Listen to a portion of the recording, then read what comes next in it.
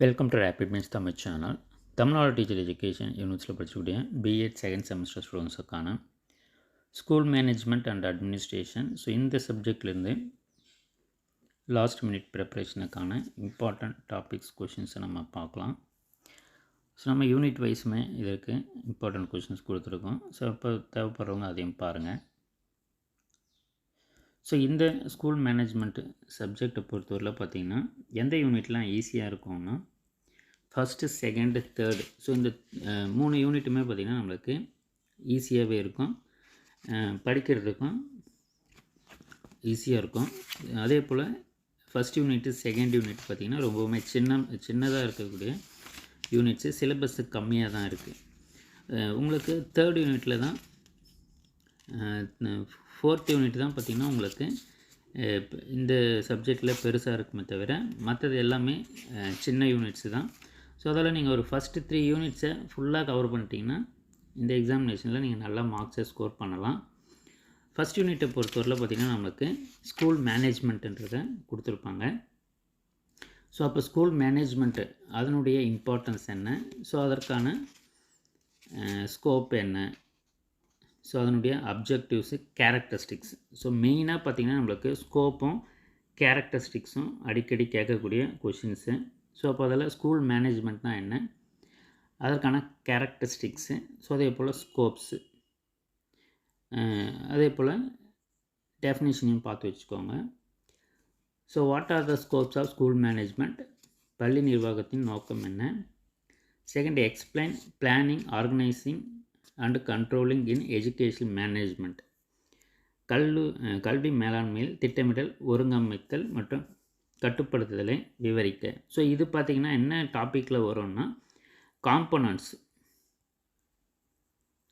So components of educational management. So இதில் பார்த்திங்கன்னா நம்மளுக்கு பிளானிங், ஆர்கனைசிங், கண்ட்ரோலிங், டைரக்ஷன், கோஆர்டினேட்டிங்கிறத கொடுத்துருப்பாங்க.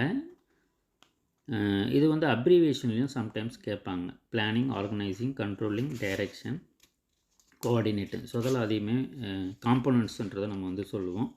எஜுகேஷன் மேனேஜ்மெண்ட்டில் இது வந்து components of education management.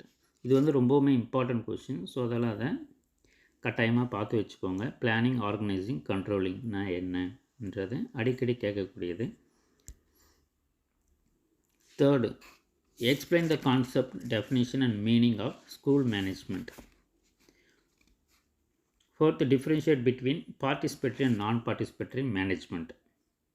So இதெல்லாம் உங்களுக்கு படிக்கிறதுக்குமே ஈஸியாக இருக்கும். ஸோ அதெல்லாம் ஃபஸ்ட் யூனிட்டை கிளியராக படிச்சுக்கிட்டிங்கன்னா உங்களுக்கு கொஷின்ஸ் எப்படி வந்தாலும் எழுதிடலாம். செகண்ட் யூனிட்டை பொறுத்தவரையில் மேனேஜ்மெண்ட் அப்ரோச்சஸ்ன்றதை கேட்டு சொல்லியிருப்பாங்க.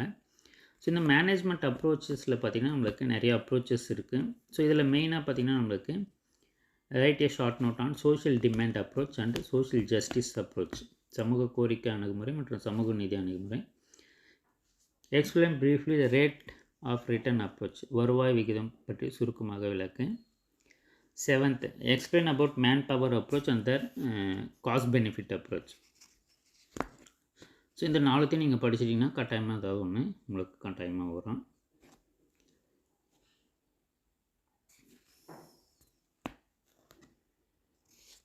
ஸோ இந்த தேர்ட் யூனிட்லேயே, செகண்ட் யூனிட்லேயே பார்த்திங்கன்னா நம்மளுக்கு demographic projection approach, intra educational extrapolation approach, இது மாதிரிலாம் கொடுத்துருக்காங்க.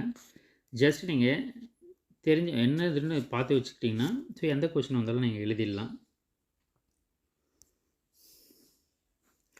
தேர்ட் யூனிட்டில் எஜுகேஷனல் அட்மினிஸ்ட்ரேஷன். ஸோ அப்போ அட்மினிஸ்ட்ரேஷன்னா என்னன்றது நமக்கு வந்து தெரியும்னா, ஸோ இந்த அட்மினிஸ்ட்ரேஷனில் பார்த்திங்கன்னா நமக்கு லீடர்ஷிப் குவாலிட்டியை பற்றி அடிக்கடி கொஷின்ஸ் கேட்குறாங்க. லீடர்ஷிப்பு, அதே போல் ஸ்டைல்ஸ் ஆஃப் லீடர்ஷிப்பில் என்னென்ன ஸ்டைல்ஸ் இருக்குது. இதில் மெயினாக பார்த்திங்கன்னா டைரக்டிவ் ஆர் அத்தாரிட்டேரியன், அதே போல் பார்ட்டிசிபேட்டிவ் ஆர் டெமோக்ராட்டிக்.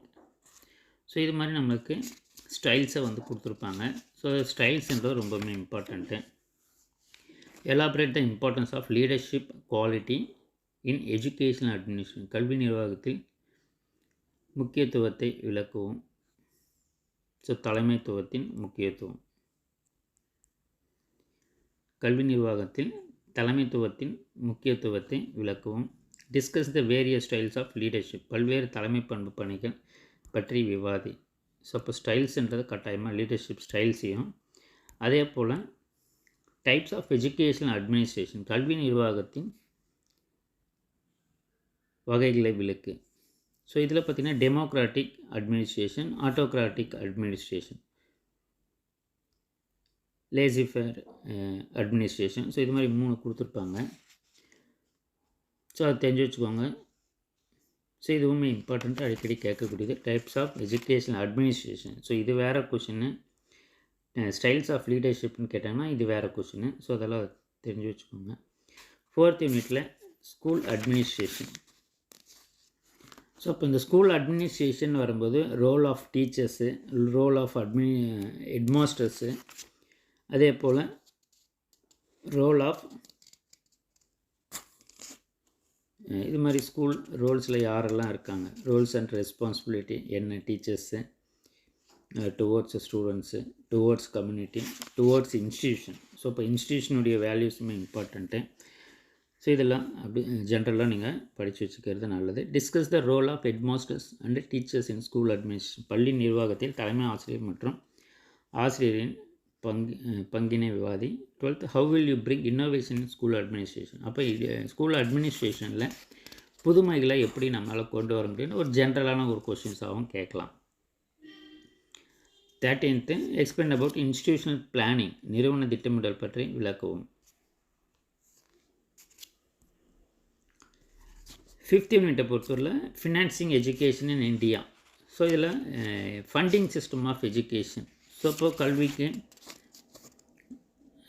கல்வி நிறுவனங்களுக்கு இந்தியாவில் என்ன மாதிரியான அமைப்புகள் இருக்குது நிதியுதவி வழங்குவதற்குன்றது தான் இந்த 5th யூனிட் ஃபுல்லாகவே.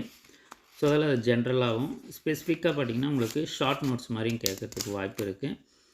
ஸோ அதில் மெயினாக பார்த்திங்கன்னா வேர்ல்டு பேங்க்குடைய ரோல்ஸ் என்ன ஃபார் ஃபண்டிங்கில், அதே போல் யுனெஸ்கோ. ஸோ யுனெஸ்கோ பார்த்திங்கன்னா எல்லா சப்ஜெக்ட்ஸ்லையுமே யுனெஸ்கோவை பற்றி கொடுத்துருப்பாங்க. எஜுகேஷனல் கான்செப்ட்ஸ்னு வந்ததுனாவே யுனெஸ்கோவினுடைய பங்களிப்புன்றது இருக்கும். ஸோ அதெல்லாம் யுனெஸ்கோவை பற்றி அடிக்கடி கேட்பாங்க. UNESCO, UNICEF, UNDP. ஸோ இதை பற்றிலாம் நீங்கள் ஜென்ரலாக தெரிஞ்சு வச்சுக்கோங்க. எல்லாத்துக்குமே பேசிக்கான ரோல்ஸ் என்னன்றதை நீங்கள் தெரிஞ்சுக்கிட்டிங்கன்னா 5th யூனிட்டுமே நீங்கள் ஈஸியாக எழுதிடலாம். தொடர்ந்து நம்ம சேனலில் இணைந்துருங்க. தேங்க்யூ. தேங்க்ஸ் ஃபார் வாட்சிங்.